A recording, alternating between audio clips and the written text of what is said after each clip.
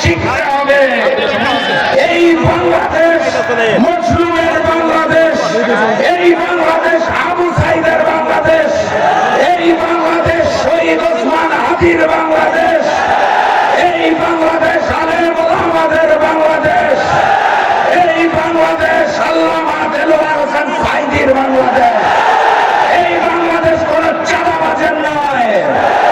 এই বাংলাদেশকে আমরা নতুন করে কোন নতুন নব্য সালেমের হাতে তুলে দেব না, দেব না, দেব না। অতএব ফেব্রুয়ারি মাসের 12 তারিখ যুদ্ধটা চালিয়ে যেতে হবে। আজকের এই ময়দানে যেভাবে আমার ভাইয়েরা এবং বোনেরা একসাথে বসে আছেন, মুহাম্মদ সাল্লাল্লাহু আলাইহি সাল্লামের সময় পুরুষ এবং নারী একসাথে যুদ্ধ করত।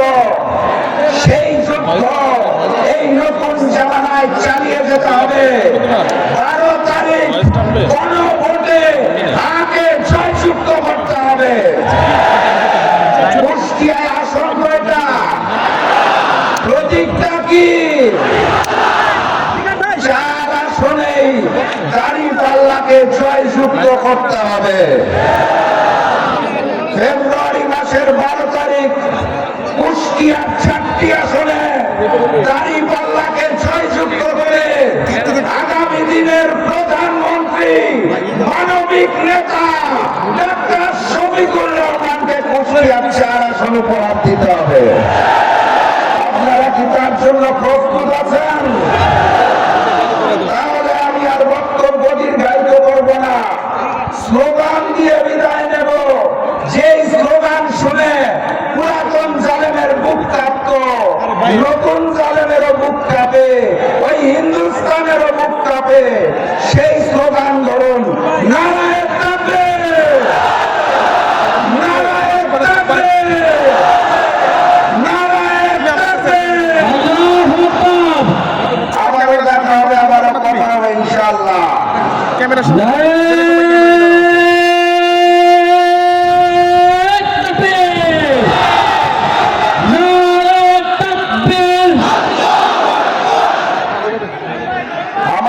মানবিক নেতা আগামী দিনের প্রধানমন্ত্রী মঞ্চের খুব কাছাকাছি চলে এসেছেন।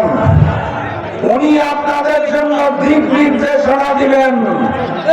আমি শুধু সংক্ষেপে এটুকু বলে যেতে চাই, আমাদের মানবিক নেতাকে 11 দলের পক্ষ থেকে আমরা প্রধানমন্ত্রী করব বলে সর্বসম্মত জ্ঞাপন করেছি।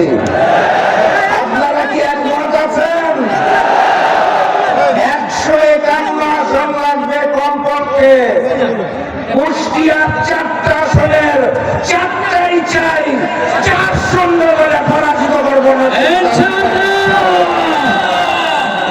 প্রিয় সাথী এবং বন্ধুগণ, আমাদের নেতা, আমাদের রাহবার ডাক্তার শফিকুর রহমান ঘোষণা দিয়েছেন, ওই দুর্নীতিবাদ চাঁদাবাজদের হাতে আর দেশ দেওয়া হবে না। দেশ চালাবে ঐক্যবদ্ধ বাংলাদেশ। আমরা যে 11টি দল একত্রিত হয়েছি, সেই 11টি দল মিলেই গঠিত হয়েছে ঐক্যবদ্ধ বাংলাদেশ। আমরাই বাংলাদেশ, আমরাই গড়ে তুলব আগামীর বাংলাদেশ। ন্যায়, ইনসাফ, কুরআন এবং অবহেলিত ন্যায্য পাওনাহীন মানুষের বাংলাদেশ গড়ে তোলা হবে। কুষ্টিয়াতে আপনাদের 4 জন প্রার্থীকে নির্ধারণ করা হয়েছে। তাদের তো ছিলেন আপনারা নাকি? ফ্যাসিস্ট হাসিনা যাওয়ার আগে পরে কখনো চাঁদাবাজি করেছেন? কখনো দুর্নীতি করেছেন? আপনারা বিশ্বাস করেন এই 4 জন ইনসাফের প্রতীক দাঁড়িপাল্লা নিয়ে বিজয়ী হয়ে আসতে পারলে আপনাদের পাশে থাকবে? তাহলে সেই 4 জনকে জয়যুক্ত করার জন্য আমার মা বোনেরা এবং আমার ভাইয়েরা 12 তারিখ যুদ্ধের প্রস্তুতি আছে তো নাকি? গণভোটে কাকে ভোট দিবেন?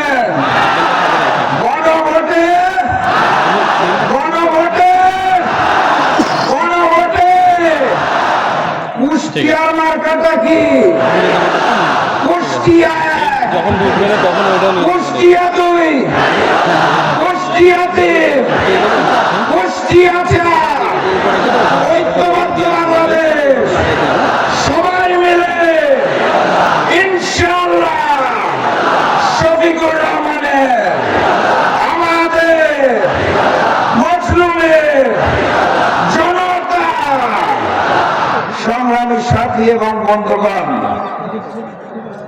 নয়া জালেম বিএনপি আপনাদের ঘরে ঘরে এসে এক কার্ডের গল্প বলে, শুনেছেন নাকি? ঐক্যবদ্ধ বাংলাদেশের কাছে কোনো কার্ড নাই। আপনাদের কি মন খারাপ? কারণ নতুন জালেম নতুন কায়দায় চাঁদাবাজির পরিকল্পনা করেছে, তার নাম হচ্ছে কার্ড। শেখ হাসিনা বলেছিল 10 টাকা কেজিতে চাল দিব, 5 টাকায় ডাল দিব, ঘরে ঘরে চাকরি দিব। মনে আছে আপনাদের? 10 টাকা কেজিতে চাল পেয়েছিলাম, 5 টাকার ডাল, ঘরে ঘরে চাকরি। লন্ডন থেকে এসেছে তো 10 টাকার চালের জায়গায় আধুনিক কার্ডের ব্যবস্থা করেছে। কার্ডের যে মূল্য ঝুলানো হয়েছে, কার্ড না দিবেন, সেই কার্ডের জন্য প্রতি ঘর থেকে আবার কত টাকা চাঁদা তুলবেন সেটা তো বলেন নাই।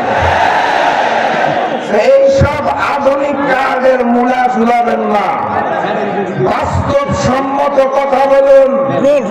যদি মনে করেন আগামীর বাংলাদেশ গড়ে তোলার জন্য কাঁধে কাঁধ মিলিয়ে আমরা একসাথে কাজ করতে রাজি আছি, তাহলে আমি বিএনপিকেও আমন্ত্রণ জানাবো।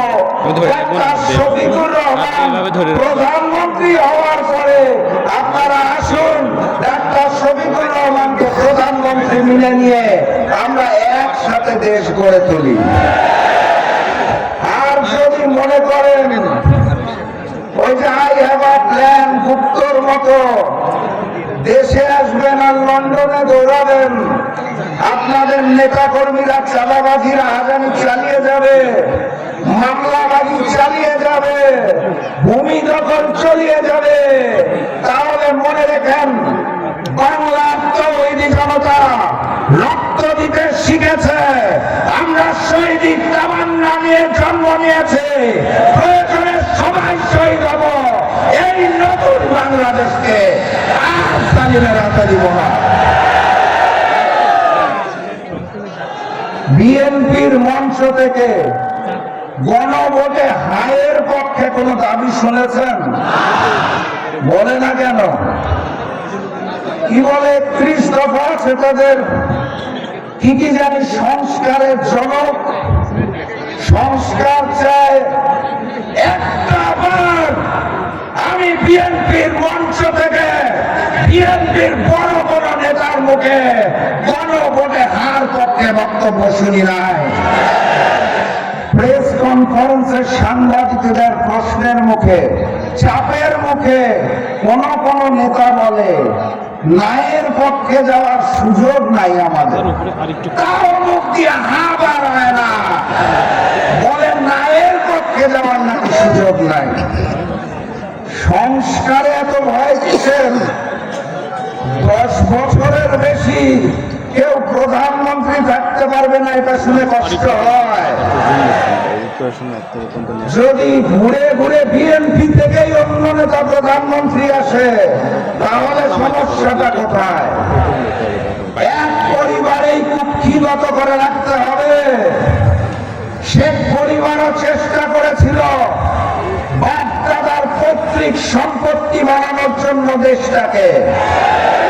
আমরা সেদিনও জুলাই গণঅভ্যুত্থানে মাঠে ময়দানে নেমে বারবার বলেছিলাম, এই বাংলাদেশ কারো বাপ দাদার সম্পত্তি নয়, এই বাংলাদেশ জনগণের।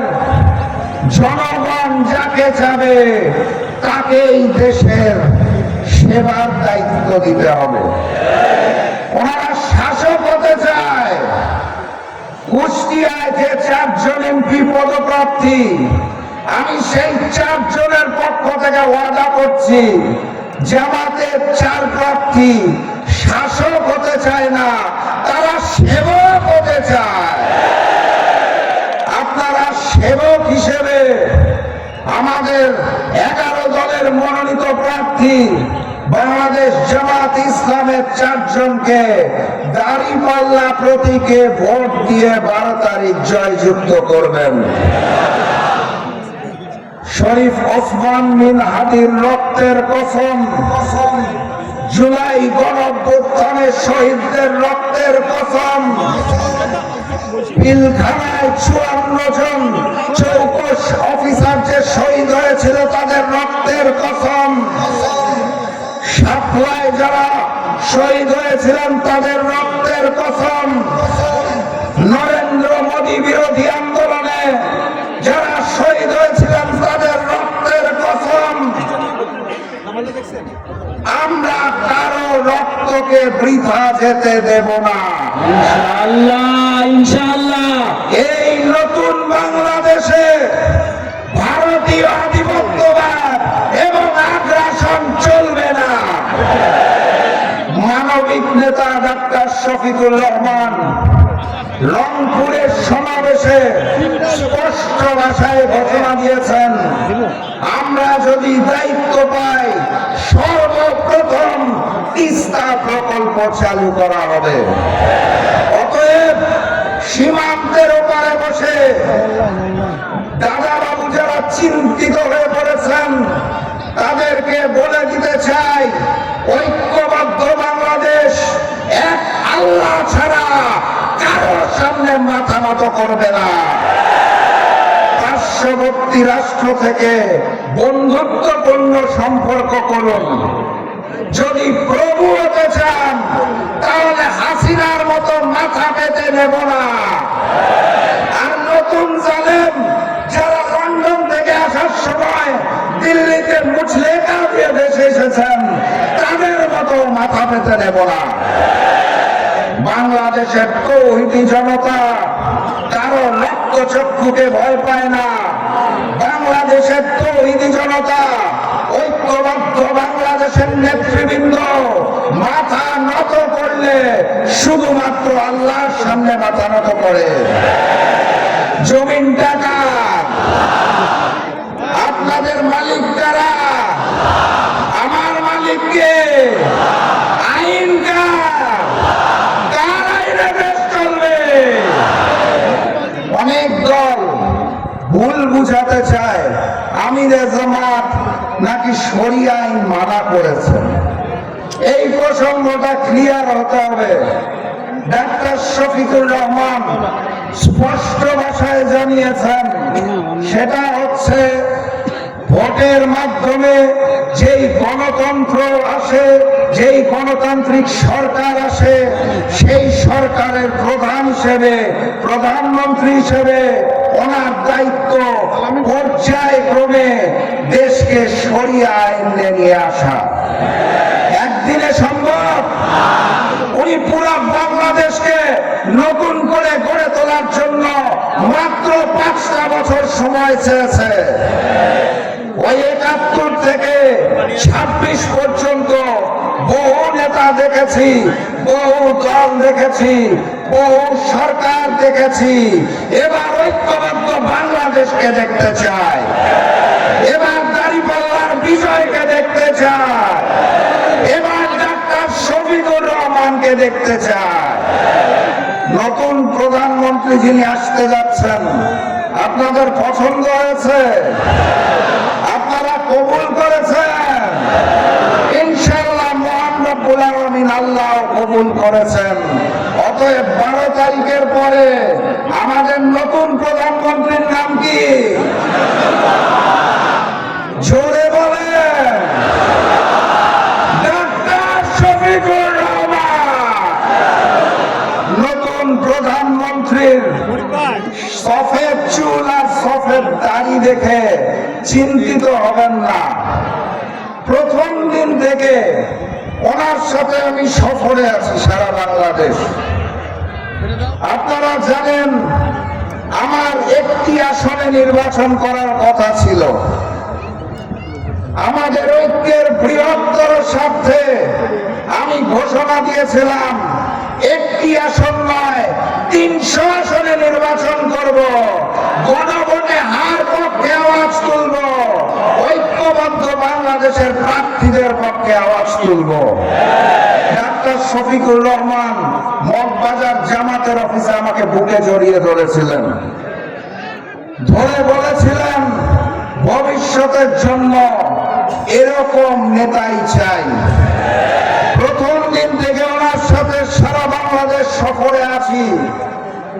সফেদ চুল আর দাড়ি দেখে চিন্তিত হবেন না, উনি যুবকের থেকেও যুবক, তরুণের থেকেও তরুণ।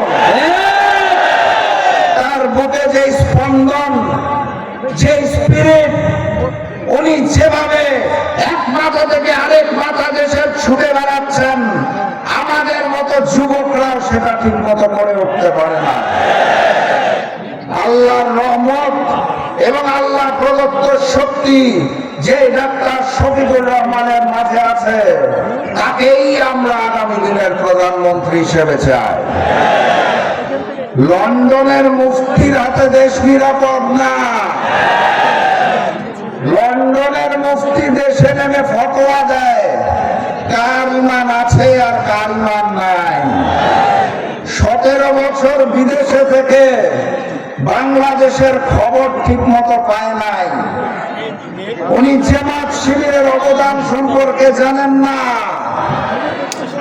উনি এনসিপির অবদান সম্পর্কে জানেন না, উনি আমাদের অবদান সম্পর্কে কিছুই জানেন না।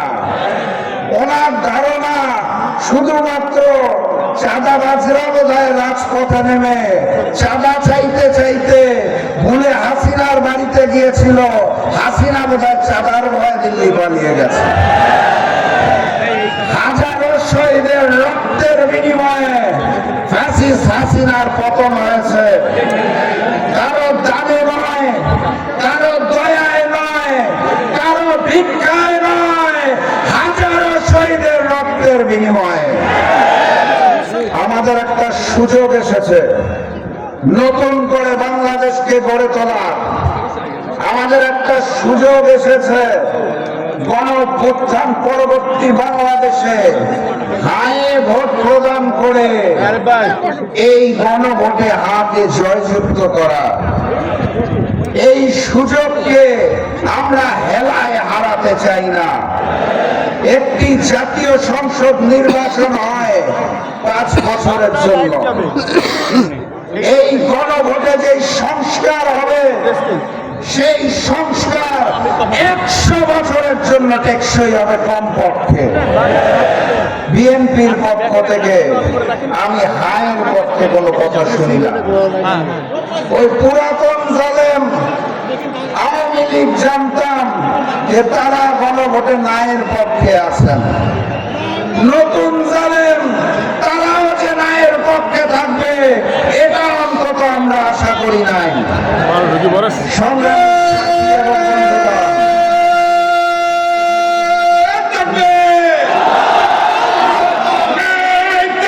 শফিকুর রহমান এসে পৌঁছেছেন, আমরা তার কথা শুনবো।